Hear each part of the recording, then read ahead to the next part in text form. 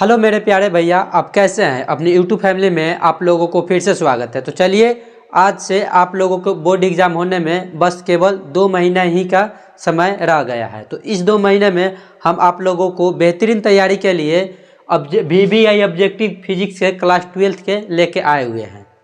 तो ठीक, तो ये स्लाइड पे हाँ आप लोगों को केवल 10 ही ऑब्जेक्टिव दिखाई दे रहे होंगे, लेकिन और इसके ऊपर से 20 ऑब्जेक्टिव हम आपको थ्योरी बताएंगे। ये सब क्वेश्चन है जो आपको कभी न कभी एग्जाम में पूछ लिया गया है। इससे रिलेटेड जो क्वेश्चन हम आप लोगों को बताएंगे उसे पूछने की संभावनाएं बनी रहती है। तो चलिए, हम लोग बिना टाइम गवाए हुए इस वीडियो को स्टार्ट करते हैं और आप इस वीडियो को शुरू से लेकर अंत तक बने रहिएगा। तो इसमें से आपको ऑब्जेक्टिव आने की संभावनाएं पूरी तरह बनी रहती है। तो चलिए, हम लोग बिना टाइम गवाए हुए इस वीडियो को स्टार्ट करते हैं। सबसे पहला क्वेश्चन के बारे में हम लोग बात करेंगे। तो सबसे पहला क्वेश्चन क्या है, 1/4πε0 का मान कितना होता है। क्या 1/4πε0 का मान कितना होता है। तो इसका आंसर है 9 × 10⁹ newton metre square coulomb inverse. कितना है, 9 × 10⁹ मीटर स्क्वायर कूलम इनवर्स 2। यदि आपका आप लोगों को याद नहीं हो रहा है तो आप जब वीडियो देख रहे हैं तो उसके नीचे कमेंट बॉक्स में आंसर लिख दीजिएगा। उसे लिखने से मनुष्य के याददाश्त बड़ियार हो जाता है। ठीक, तो उसके बाद ये जो 1/4πε0 है, ये क्या का मान है। तो ये एक नियतांक का मान है। 1/4πε0 ये नियतांक होता है। ठीक, उसके बाद क्वेश्चन नंबर हम 2 लोग की बात करेंगे 2 नंबर में। तो 2 नंबर का है, विद्युत द्विध्रुव का एसआई मात्रक क्या होता है। क्या विद्युत द्विध्रुव का एसआई मात्रक क्या होता है। तो देखिए, इसका एसआई मात्रक होता है कूलम मीटर इनवर्स। क्या, कूलम मीटर इनवर्स। तो इनका परिभाषा होता है क्या, वो 2 नंबर में आता है। आपको 2 नंबर में लिखने के लिए वो आता है। तो आप लिखिएगा कि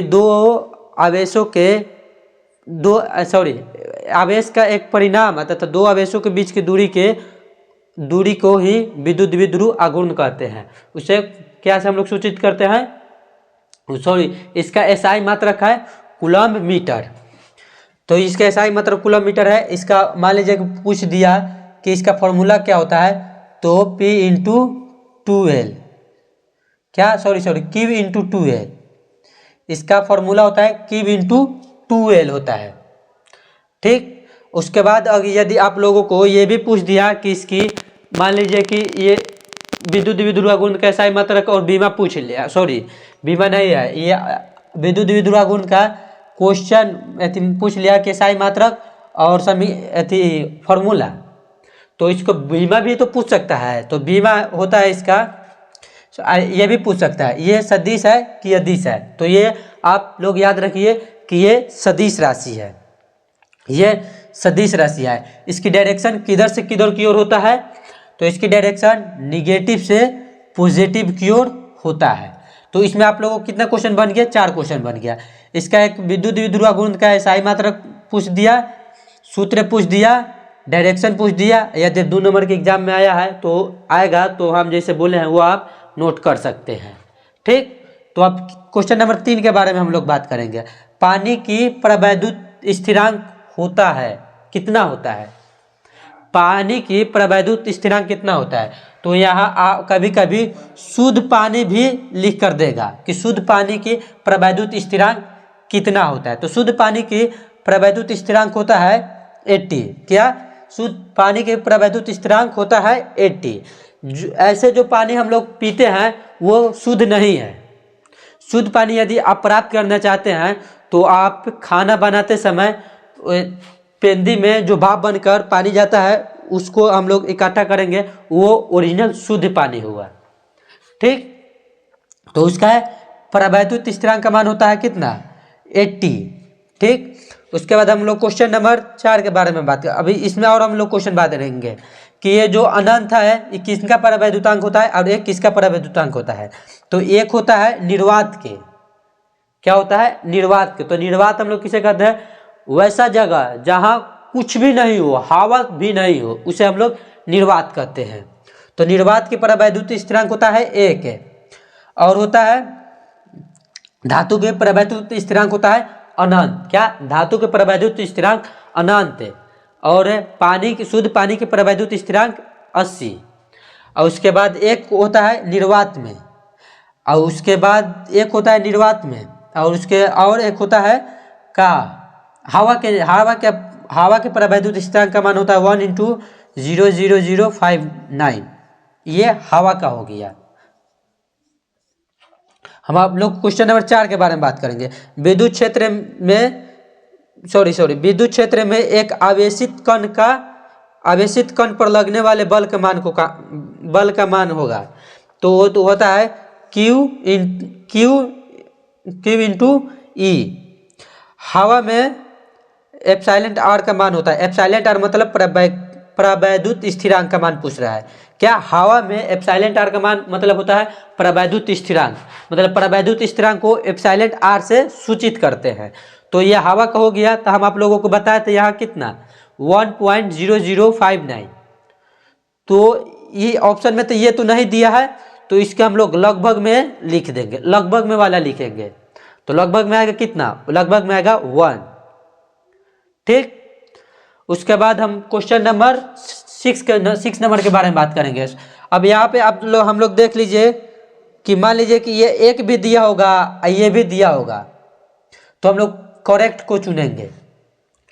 अब क्वेश्चन नंबर 6 के बारे में हम लोग बात करेंगे। क्वेश्चन नंबर 6 में क्या है? आवेश का बीमा। तो आवेश का बीमा होता है AT। क्या? AT या IT। आवेश की बीमा होता है AT या IT। आप लोगों को याद हो रहा है ना? ठीक। ये आवेश का बीमा होता है AT या IT। इसके बाद क्वेश्चन नंबर 7 के बारे में हम लोग बात करेंगे। एप्सिलॉन नॉट का मान कितना होता है? तो एप्सिलॉन नॉट का मान होता है फैराड मीटर इनवर्स। क्या? एप्सिलॉन नॉट का मान होता है फैराड मीटर इनवर्स। इसे हम लोग और क्या से सूचित करते हैं? तो इसको हम सूचित करते हैं, लिखते हैं coulomb square newton inverse metre inverse 2। Newton inverse metre inverse 2 लिखते हैं, या फैराड मीटर इनवर्स। ये मतलब इस फॉर्मेट में भी दे सकता है कि एप्सिलॉन, पहले पूछेगा कि एप्सिलॉन नॉट का मतलब मान भी पूछ सकता है। तो मात्रक पूछेगा तो ये लिख दीजिएगा। तो एप्सिलॉन को प्रवैद्युत स्थिरांक भी हम लोग एप्सिलॉन नॉट को कहते हैं, एप्सिलॉन r को कहते हैं। एप्सिलॉन नॉट कहेंगे किसको? तो एप्सिलॉन नॉट कहेंगे हम लोग निर्वात की प्रवैद्युतांक को। उसके बाद आवेश का पृष्ठीय घनत्व का मात्रक लिखेंगे। आवेश का पृष्ठीय घनत्व का मात्रक होता है क्या? आवेश का पृष्ठीय घनत्व का मात्रक होता है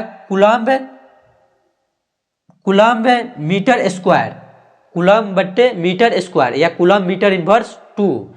किसका? पृष्ठीय घनत्व का। तो इससे और 2 क्वेश्चन बनता है, मतलब बनने की संभावनाएं बनी रहती है। आप लोगों से पूछ दे कि आवेश का पृष्ठीय घनत्व तो पूछ दिया है, आवेश का रैखिक घनत्व भी पूछ सकता है, आवेश का आयतन घनत्व भी पूछ सकता है। तो आवेश का रैखिक घनत्व यदि आप लोगों से पूछा तो आप लिख दीजिएगा कूलम्ब मीटर या कूलम्ब बाई मीटर। ठीक। ये कूलम्ब मीटर इनवर्स लिख दीजिएगा, कूलम्ब बाई मीटर या कूलम्ब मीटर इनवर्स, या कूलम्ब बाई मीटर क्यू या coulomb metre inverse cube, coulomb metre inverse 3। Question number अब हम लोग 9 के बारे में बात करें। तो क्वेश्चन नंबर 9 में है एक स्थिर कूलम्ब, स्टैटिक्स कूलम्ब को हम लोग लिखते हैं ES, या स्थिर कूलम्ब को कितना कूलम्ब होता है? तो 1.3 इंटू 10⁻⁹। इसको इस प्रकार भी पूछा जाता है 3 इंटू 10⁻⁹। इस फॉर्मेट में भी दे सकता है। अब क्वेश्चन नंबर 10 के बारे में हम लोग बात करेंगे। क्वेश्चन नंबर 10 में है क्या? क्वेश्चन नंबर 10 में है इलेक्ट्रॉन पर आवेश का मान कितना होता है? इलेक्ट्रॉन पे आवेश का मान कितना होता है? ये बेसिक क्वेश्चन है। ये आप लोग जब फिजिक्स में एंट्री करते हैं उसी समय से ये हम लोग को क्वेश्चन याद होता है। तो यहाँ देखिए डिफिकल्ट ऑप्शन भी दिया गया है। तो डिफिकल्ट ऑप्शन दिया गया है, तो इसका मान पूछा है। तो मान होता है का आंसर -1.6 इंटू 10⁻⁻19 कूलम्ब होता है। ठीक। उसके बाद इसका मान ESU में देगा तो लिख दीजिएगा 4 4.8 इंटू 10⁻⁻10 होता है। ठीक, तो जो इलेक्ट्रॉन होता है वो कितने क्वार्क से मिलकर बनता है और कौन क्वार्क से मिलकर बनता है? तो इलेक्ट्रॉन 3 डाउन क्वार्क से मिलकर बना होता है। उसके बाद इलेक्ट्रॉन के खोज किस वैज्ञानिक ने किए थे? तो इलेक्ट्रॉन के खोज जे थॉमस नामक वैज्ञानिक ने किए थे। ठीक, यदि ऐसे वीडियो आप लोग और चाह रहे हैं तो अपने चैनल को सब्सक्राइब करें और अपने दोस्तों के पास शेयर करें। तो ये वीडियो यदि आपको लोगों को अच्छा लगा तो अपने साथी के साथ शेयर करें और पूरे वीडियो देखने के लिए धन्यवाद।